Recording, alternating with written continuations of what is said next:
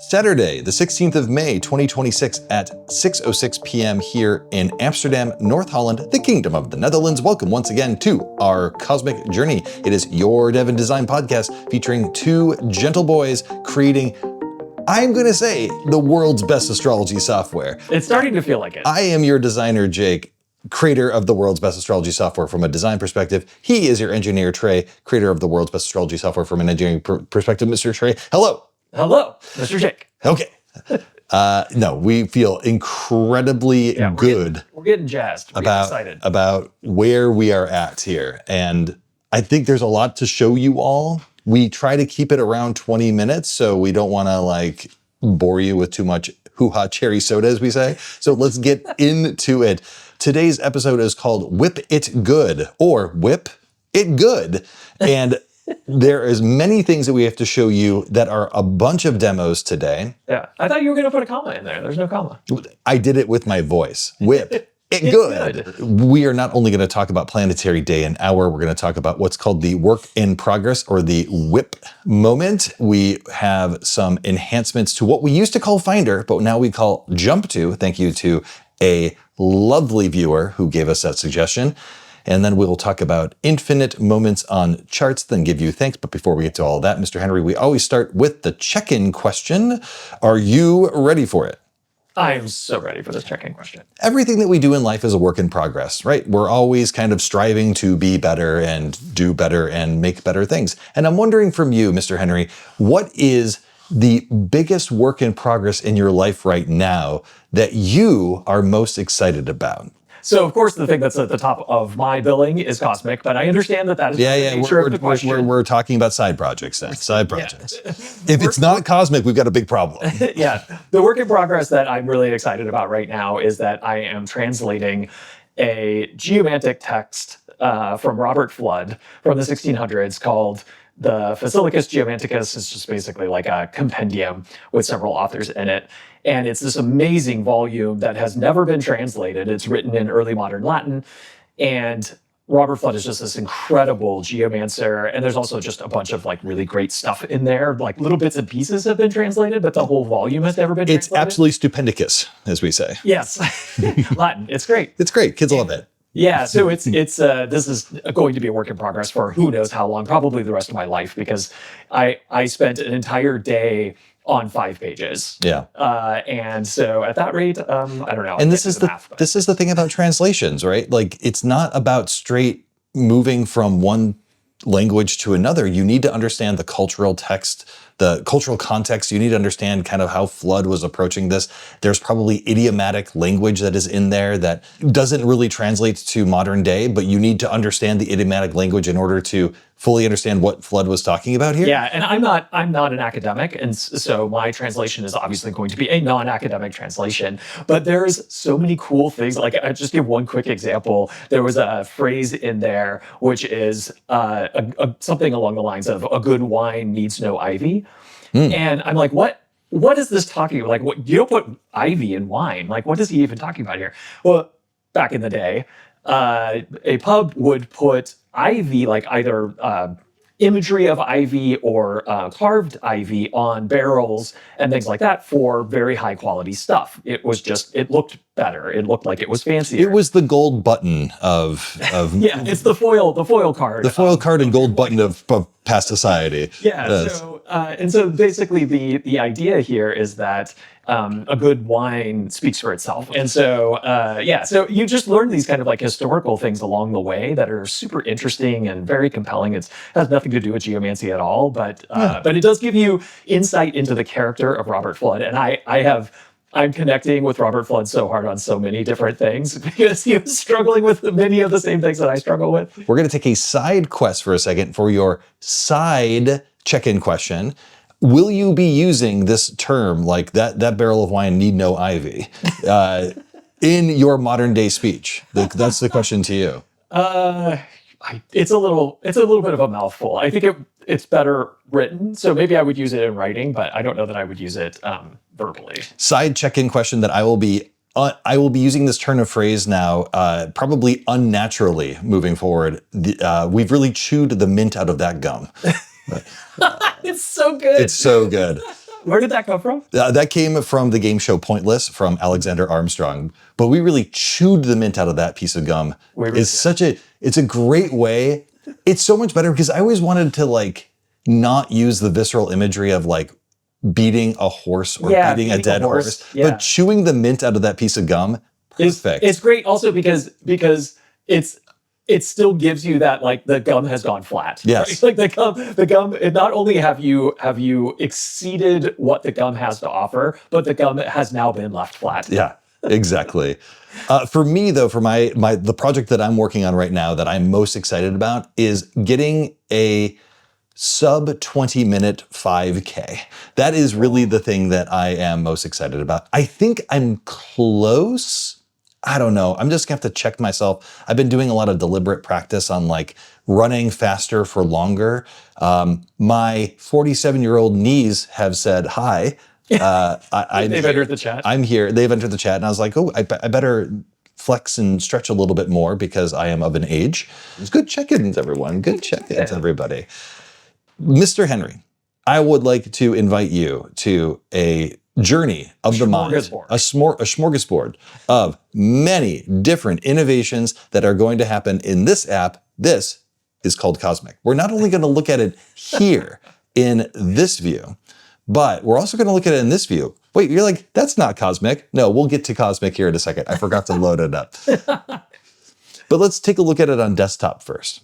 But what I want to focus your attention on is the bottom bar, the now bar, where you can see in now we have in the second position this day and hour. Are we in the day of Saturn?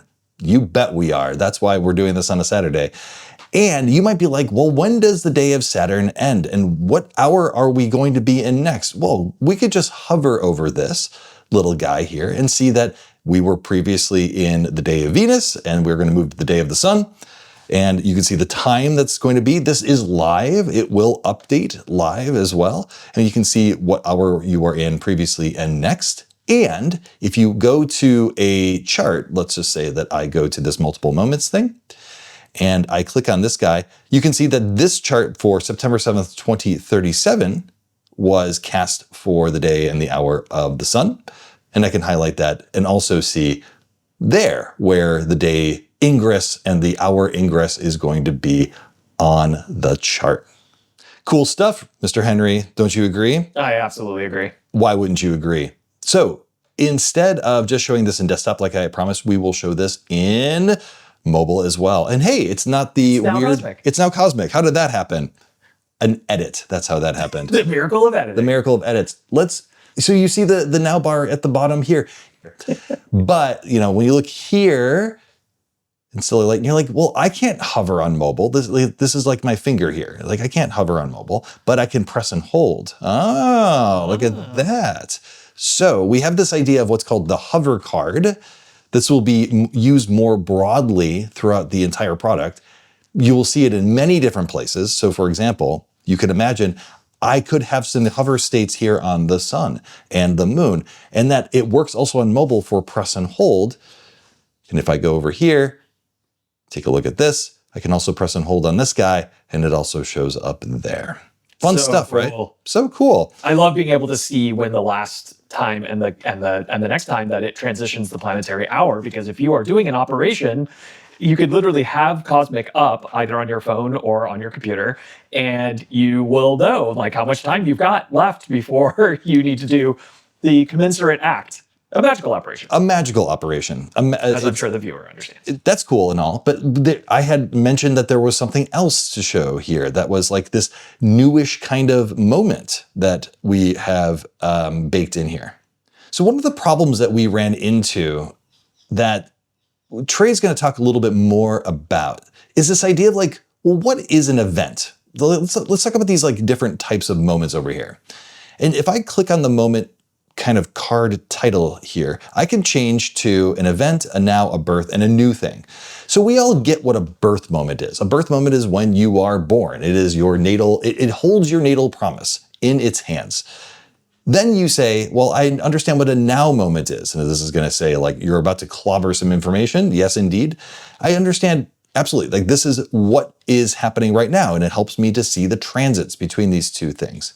Now we have this other thing. And astrology software broadly has this problem as well, which is like, what is the generic thing that is everything else? And it's kind of this grab bag that's called an event. But an event can be many different things. It could be a mundane event, something happened in society. It could be a milestone in your life. It could be just something that you're working on to like find an election and you want to zoom in on something. The word event now is gone from all of this ambiguity. We have created a new moment type, and that moment type is called work in progress, or a WIP, or a whip, and you whip it good. It is gold-ish. It's meant to kind of be cosmic construction tape, right? Like that's really what it's supposed to elicit here. We were going to go more orangey, but I was like, nah, orange is too on the nose. This, ladies and gentlemen, over here is astral ochre. Yes, astral ochre, of course it is. And you might be saying, well, Jake, it can't look good in every single color. Oh, sure does. Look at that. Every single scheme looks even better. Looks amazing. It actually looks better in light, which is difficult for me to do. You might be like, simple light's a little bit dingy, but again, it's supposed to look like construction tape. It's supposed to look like something that's like a little kind of out of place. It's not done yet. And that's really what we're trying to elicit with all of that. Cool stuff that is going on there with the work in progress moment.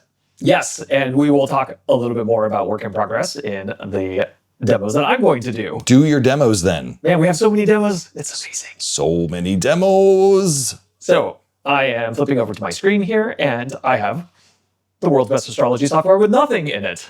Big blank slate. The world's most blank astrology software. So I'm going to cast a new chart, and I'm going to use Jake's new work in progress chart type. And I'm just going to leave everything else as is. So this is basically going to be kind of like a now moment. So this is pretty close to right now, but it's not actually tracking now. This is my sort of playground to play with. And I think one of the things about the work in progress moment that's fundamentally different than the event moment is that the expectation is that the work in progress is where movement is going to happen. It's not fixed in time. Whereas the event has now that we've been able to separate out the idea of something that is expected to change versus something that you don't want it to change, an event is actually a fixed point in time. And so we'll show what that looks like a little bit here in a second. But with my work in progress moment, I am going to click on the sun. And one of the things that I changed here, we're still in Trey has created really ugly buttons land. Jake has not had a chance to make this actually work the way it should. I was working on the work in progress stuff. That's why this is still a little ugly. Exactly. But we're continuing to fill out the functionality here. This is mostly, as I said, just placeholder, but you will notice that for one thing, I moved them up above the aspects, so now they don't bounce around anymore. So it's a little bit easier to just click on a button over and over again. We did show transition to sign. So I already have this chart is rotated to Aries 1 and it will stick there. And if I click on the forward sign, then you can see that we've entered Gemini and then Cancer and then Leo and then Virgo and so on and so forth. Now I can also go backwards sign. That was a little bit tricky to do just from being able to click the button. So now it works as expected. There's a bracketing thing. We talked about it last week. It's up there. Exactly. It's a little bit complicated. But you'll also see that there's house buttons and syzygy buttons. So I'm going to do the syzygies first. So this, actually I might have shown this. Did we show this last time? You showed lunations. You showed lunations. Yeah, it was called lunation. It's the same button. However, now, as well as with the sign, you can actually go just clicking forward. So now we're at the new moon on June 15th. We're at the full moon on June 30th. We're at the new moon on July 14th, July 29th, full moon. And also going backwards back to July 14th, back to June 30th, back to June 15th. So now these buttons, you can really just chug through the lunations, the syzygies, and that's super amazing. But we also now have a house button. So I'm going to switch over to the moon here, and the moon is currently in the first house. But you're using whole sign houses. So this would work also if you're using angular house systems. Let's go to Placidus. That's a good point. I'll go to Placidus houses so that we have some, it's a little more obvious. We have the moon in the first house. If I click this button that points to the right, knowing what the other buttons, this is a question for you, Mr. Sikowski. This is my I quiz. click this house button, what do you expect to have happen? My expectation is that it would go to the next house in primary motion. So you would expect that it would go back to the first house cusp or back to the 12th house cusp? No, maybe it's secondary motion. No. It's interesting because that is actually what I did initially. You did secondary. I had it going forward in time. Oh, which so would actually go backwards in house number because of primary movement versus secondary movement. Ooh, that is going to be, we have to feel that out. Yeah, so this was a fun kind of thing of like, but I don't know what the right answer is. I decided that incrementing the house number was the most sensical thing when the arrow is in the increase position. Right. But the we can next, make this more no, clear. you're right. You're right. The next house. The next house. The previous house, Right. not the next House in time. not next house in time. Yeah. So look, just to show how this looks. So we're here in Gemini. Let's say we're around 24 degrees 3 minutes Gemini, and it's July 15th. If I go forward in house, we're expecting the moon to be at the very beginning of the second house, which you can see now that the moon is at 23 degrees 33 minutes, which is 23 degrees 33 minutes is exactly on the second house cusp. We're now in the second house. And you can see also that the time has gone backwards. We're at 4:08 a.m. So now if I go backwards, if I go forwards in house number again, then you'll see that we have gone backwards in time. and so on and so Ooh, forth. that cooks my noodle. Isn't that fun? I love it. And the reason for that, of course, I'm sure all of our viewers know, but if I here, I'll just hold down 5 to show. So this is going forward by minute, and by time. And if I hold it down, you can see that the houses are rotating in a counterclockwise direction, and that is because of the rotation of the Earth, also called primary movement or primary motion. Yes. So so that's it's just interesting. Yeah. It's kind of cool. So the last thing that I want to show, which I'm going to click off of, at least for the jump to feature, is I'm going to switch over here to Mercury. And now you can see that we have buttons that say station. Ooh. So if I go to the next station, so you can see that Mercury here is, and actually let's go to, I'm going to go to now. And I'm going to then move 1 minute to turn to the now moment. The Mercury is pretty fast and is slowing down. So if I go to the next station, you will see that Mercury has now gone into retrograde motion, just barely, with a very, very, very tiny negative speed. So this is pretty close to the exact time that the speed was 0. And that is the moment at which it goes retrograde. And then if I go to the next station, then you can see that it's here. It's just going to bounce at that line, but whether it's going to bounce red or bluish. And there are some times where, for example, I just went again. So now it's actually about to go retrograde. So the station is actually just barely in the positive. So it hasn't quite gone into retrograde yet, but you know it's about to because of this. Because it's slowing down. It's slowing down. So if I go forward a minute, then there she is. There you go. Or there it is. Yeah. So this is, there they are. There they are. So this is really cool. It's showing some of our find functionality. I've just gone back to the now moment here. So we have a single moment that is now. And if I use the movement keys, it turns into a work in progress. It turns into a work in progress. And I can move around and I can look for things and I can have planet details up and all of this stuff, which we've shown many times now. And it all works as you would expect. Let's say that I'm happy with this for whatever reason. So I can come up here and I can indicate that this is something that I want to be fixed. You're freezing it. You're freezing it. So now it is an event. As we said before, because we have a work in progress moment type now, if I move through time at this point, it creates a new work in progress. New work in progress. Because you might want to be like, well, that's interesting, and I want to save that, but maybe I'm just going to keep looking around a little bit more. Yeah, or maybe I'm going to jiggle a little bit forward to backwards for this particular moment. So You then, can imagine also using those jump to. So you're like, I'm going to jump to the, Yeah, exactly. the I can right thing. And go right here and like go to the next full moon. There we go. That's that next full moon. So now we're on this full moon. Okay, well, I want to keep this one too. so I That can, was kind of so I can only keep 2 moments now. Yeah, well, now what am I going to do? Well, what if I go forward through time? Oh, Infinite moments. look at that. 3 moments. Now you'll notice that we kept the first event moment visible. We hid the second event moment. And then now this work in progress moment is visible. I can switch back over to looking at this event, or I can switch back to this one. And I can even say, hey, I want that to be an event too. And then I can move forward through time. And here's a whole nother one. And I can say, I want to cast a new moment. And that new moment is a birth. And there's an even newer moment.